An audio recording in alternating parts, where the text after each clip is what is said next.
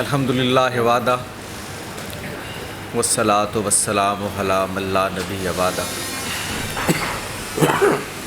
اما بعد فاعوذ باللہ من الشیطان الرجیم بسم اللہ الرحمن الرحیم۔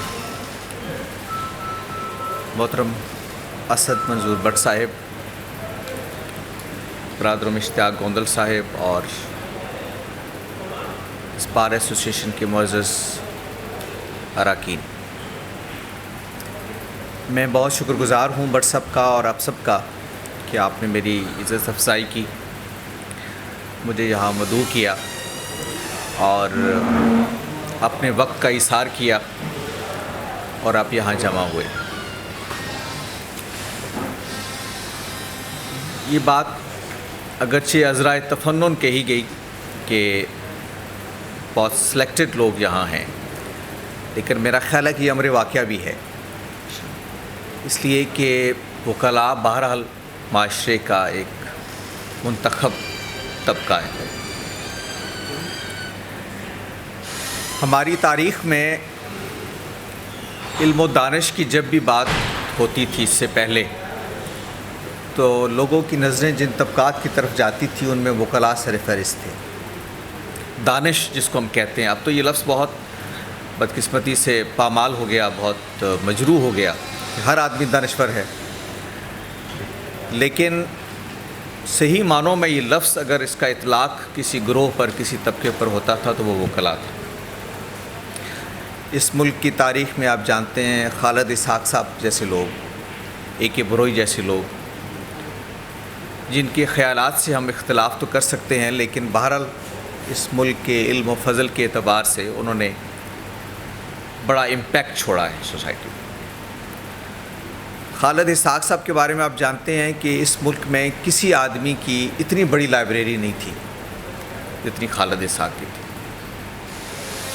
یعنی انڈیویجولی ان کی لائبریری میں لاکھوں کتابیں تھیں، اور کوئی پاکستان میں دوسرا آدمی ایسا نہیں تھا، کوئی عالم ایسا نہیں تھا، کوئی اسکالر ایسا نہیں تھا کہ جس کے پاس اتنی کتابیں ہوں جتنی خالد اسحاق صاحب کے پاس تھی۔ اور ان کی وفات کے بعد وہ سارا ذخیرہ علم لمس کو دے دیا گیا، اس لیے کہ وہ کسی ایک فرد کے بس میں تھا نہیں کہ اس کو مینٹین کرے، ایک ادارے نے اس کو آن کیا۔ تو گویا ایک فرد اپنی ذات میں ایک انجمن تھا، ایک فرد اپنی ذات میں دانش کا ایک مرکز تھا۔ تو اس لیے وکلاء ہر دور میں منتخب رہے ہیں، سلیکٹڈ لوگ رہے ہیں، اور انہوں نے سوسائٹی کی باغ دوڑ اور اس کو ایک ڈائریکشن دینے میں کردار ادا کیا۔ ہماری یہ خواہش ہے کہ یہ جو ادارہ قومی رحمت للعالمین و خاتم النبیین اتھارٹی قائم ہوا ہے، یہ اپنے کاموں کو جب سوسائٹی میں آگے بڑھائے تو اس میں آپ اس کے دست و بازو بنیں۔ یہ کام کیسے ہوگا، ہم کیسے ایک دوسرے کے ساتھ مل کر اس معاشرے کی اخلاقی تعمیر میں اپنا کردار ادا کر سکتے ہیں، اس حوالے سے میں چند جملے چاہوں گا کہ آپ کے سامنے تعارف اتھارٹی کا رکھ دوں، تاکہ اس کا جو مینڈیٹ ہے، اس کی جو پوزیشن ہے وہ بھی آپ پر واضح ہو جائے، اور پھر انشاءاللہ میں 4-5 منٹ میں اپنی بات کو سمیٹ دوں گا۔ یہ ادارہ تقریباً 2 سال پہلے اس کو بنیاد رکھی گئی تھی رحمت للعالمین اتھارٹی کے نام سے، لیکن اس کی بنیاد ایک پریزیڈنشل آرڈیننس سے رکھی گئی تھی۔ پریزیڈنشل آرڈیننس آپ جانتے ہیں کہ اس کی مدت بڑی کم ہوتی ہے، 120 دن ہوتی ہے۔ اگر اس کے بعد آپ اس کو پارلیمنٹ میں نہ لے کے جائیں یا ایک دفعہ اس کی تجدید نہ کریں تو اس کی قانونی حیثیت ختم ہو جاتی ہے۔ تو یہ ادارہ بنا تھا ایک پریزیڈنشل آرڈیننس سے، ایک دفعہ اس کی توثیق ہوئی، ایک دفعہ تجدید ہوئی، لیکن یہ پارلیمنٹ میں نہیں گیا۔ پھر ملک کے سیاسی حالات کچھ اس طرح کے ہوئے کہ نوبت ہی نہیں آئی یہ پارلیمنٹ میں جائے، اور یوں یہ لیپس ہو گیا، اس کی قانونی حیثیت ختم ہو گئی۔ پھر بعد میں 1922 میں 2022 میں اس کو لے جایا گیا پارلیمنٹ میں، اس کے نام میں کچھ تبدیلی کی گئی، اس کے مینڈیٹ میں کچھ چیزوں کا اضافہ کیا گیا۔ مثلا یہ پہلے قومی رحمت للعالمین اتھارٹی تھی، اب یہ قومی رحمت للعالمین و خاتم النبیین اتھارٹی، اس نام کے ساتھ یہ پارلیمنٹ میں چلا گیا، اور پھر ایکٹ آف پارلیمنٹ سے اب اس ادارے کی ایک مستحکم آئینی اور قانونی بنیادیں بنی۔ اس نئی آئینی اور قانونی حیثیت کے بعد میں پہلا آدمی ہوں جس کو اس کی ذمہ داری سونپی گئی. یہ پچھلے سال اگست میں میرا انتخاب ہوا. جیسے میں نے آپ سے عرض کیا کہ اس وقت یہ ادارہ فزیکلی ایگزسٹ نہیں کرتا تھا. کوئی باقاعدہ دفتر نہیں تھا, کوئی افرادی قوت نہیں تھی, کوئی کچھ نہیں تھا. ہم نے آ کے بہرحال ایک لمبی داستان ہے, لیکن تھوڑی بہت کوشش کی کہ اس کی کچھ انفراسٹرکچر طرح کی چیزیں بنیں اور یہ ادارہ قائم ہو اور کچھ کام ہم کر سکیں. اس کا جو مینڈیٹ ہے, جو ایکٹ اس کی میں لکھا ہے, اس میں مختصراً میں آپ سے عرض کروں کہ یہ دنیا کا کوئی کام ایسا نہیں ہے جو اس کی ذمہ داری میں اس طرح سے نہیں پایا جاتا. اس کا بنیادی آبجیکٹو یہ ہے کہ رسالت مآب صلی اللہ علیہ وسلم کی حیات مبارکہ پر ریسرچ کی جائے, تحقیق کی جائے, اور وہ تحقیق اگرچہ تھیوریٹیکل بھی ہو لیکن موسٹلی اطلاقی ہو, اپلائیڈ ہو, تاکہ ہم اس کے ذریعے اپنے نوجوانوں کی, اپنی سوسائٹی کی تربیت کر سکیں اور وہ اخلاق پیغمبر صلی اللہ علیہ وسلم ان کی کوئی ریفلیکشن ہماری سوسائٹی میں آ جائے.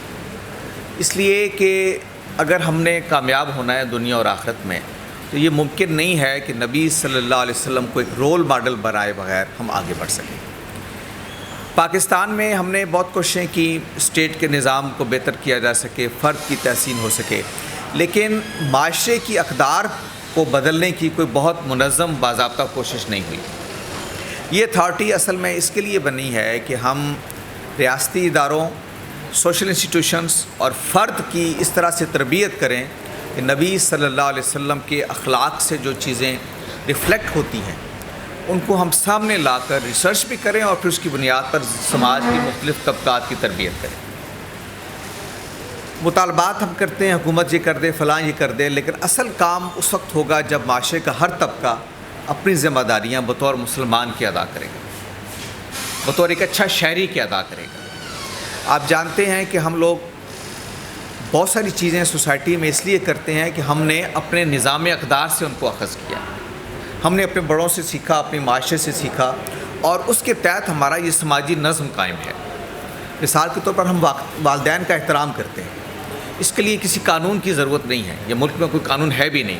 کوئی آدمی والد کا احترام نہیں کرتا, ماں کا احترام نہیں کرتا تو اس کو 6 مہینے کی قید ہو جائے گی, جرمانہ ہو جائے گا. یوں نہیں ہے, بلکہ یہ ہمارا ویلیو سسٹم ہے جو ہمیں سکھاتا ہے کہ ہم نے اپنے والدین کی قدر کرنی ہے, ان کا احترام کرنا ہے. ہم نے بڑے کے سامنے بے ادبی نہیں کرنی, ہم نے بچوں کے ساتھ شفقت کرنی ہے, ہم نے خواتین کا احترام کرنا ہے, ہم نے دوسرے کی عزت اور مال پر بری نظر نہیں ڈالنی.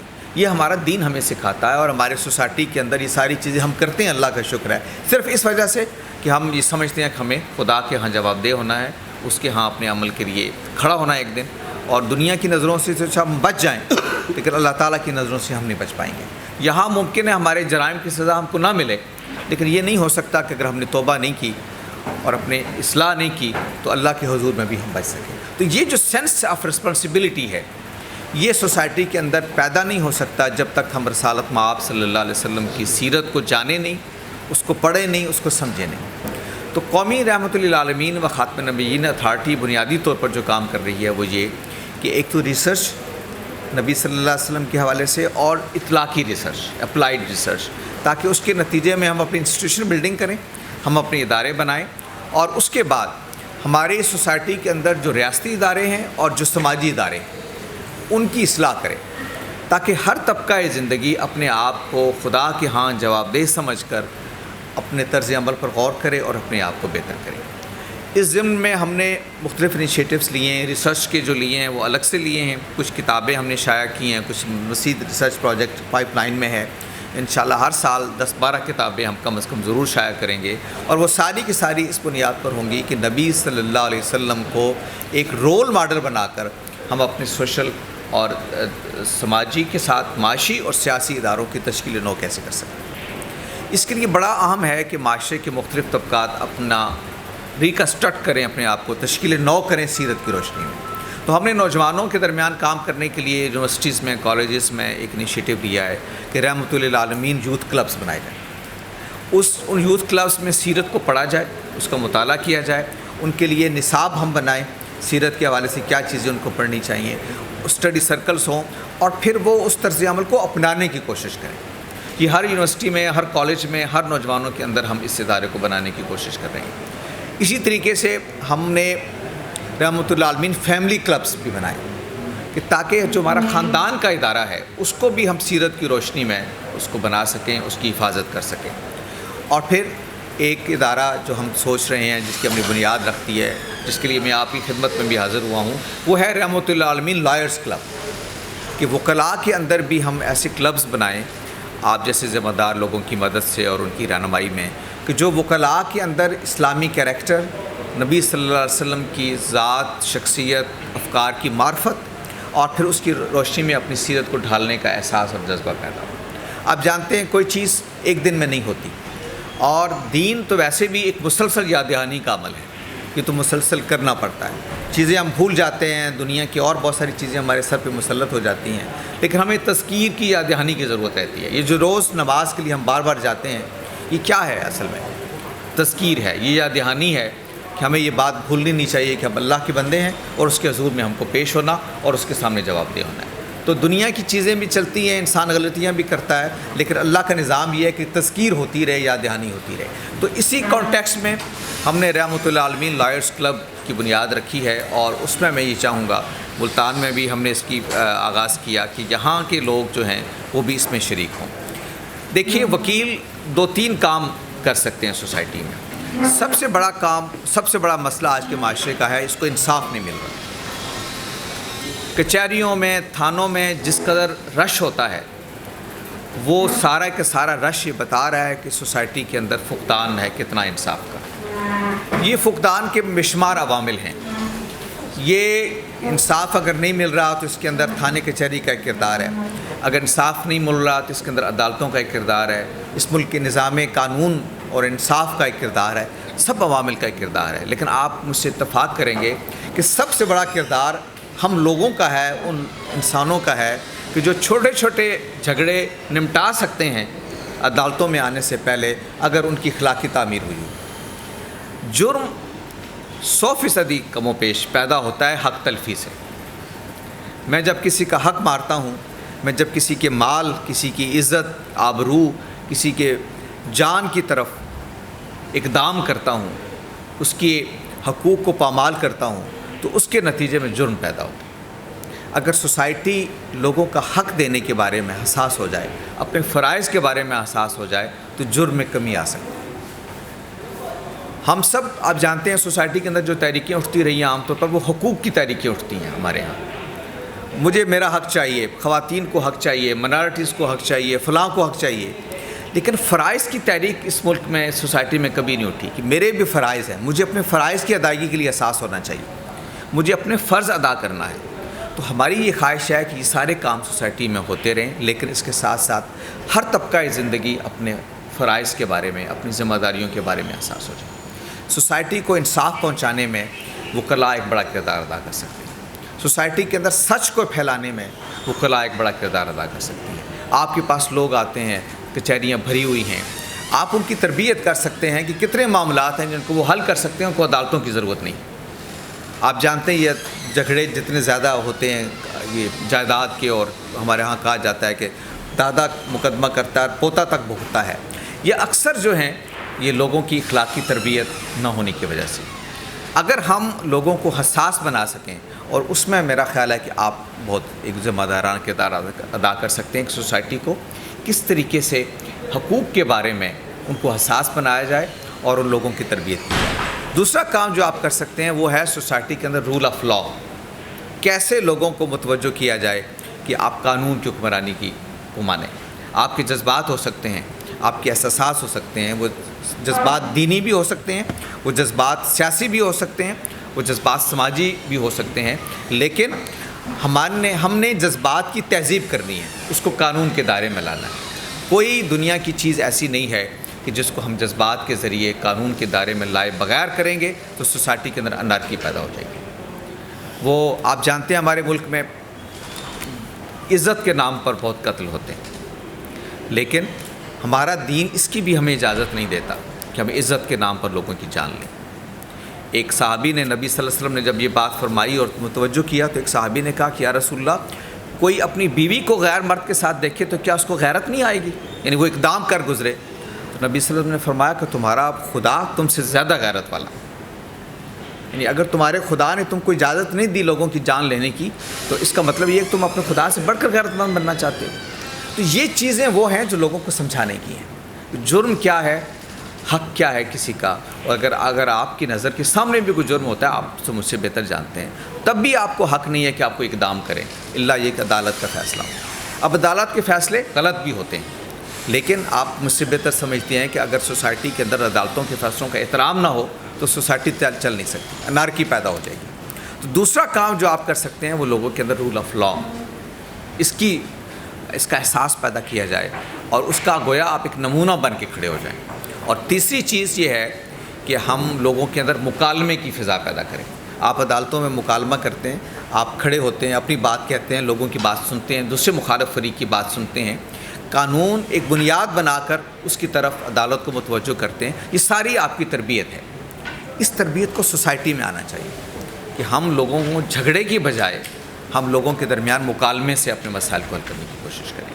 ہم کسی اتھارٹی کو مان لیں، اخلاق کو مان لیں، قانون کو مان لیں، آئین کو مان لیں، کسی ایک بنیاد پہ ہم، جیسے اللہ تعالیٰ تو ہمیں یہ کہتا ہے کہ غیر مسلموں سے بھی معاملہ کرو تو اشتراک کی تلاش کرو۔ کہا گیا نا کہ کل یا اہل الکتاب تعالوا الی کلمۃ سواء بیننا و بینکم، اس کلمے کی طرف آؤ جو ہمارے اور تمہارے درمیان مشترک ہے۔ تو ہم اشتراک سے، مکالمے سے اپنے بہت سارے جھگڑوں کو کم کر سکتے ہیں۔